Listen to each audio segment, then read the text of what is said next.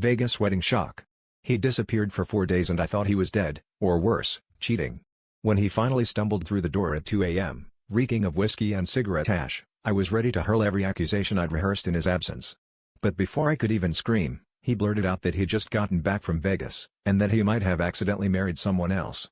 My jaw didn't just drop, it shattered.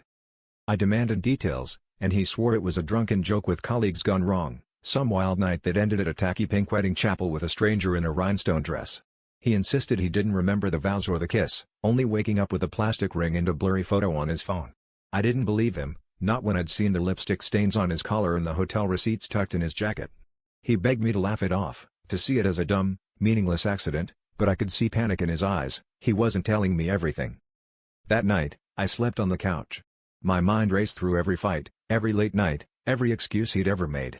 I started to realize how many times he'd vanished before, always with some hilarious story, always brushing off my suspicions. The more I thought about it, the more I wondered if this was really an accident, or if he'd been living a double life for longer than I'd ever guessed.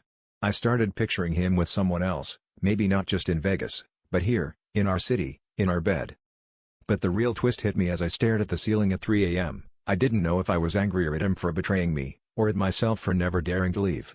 I'd always clung to the chaos, the drama, the constant heartbreak, because it felt like proof that we were alive, that we were in love.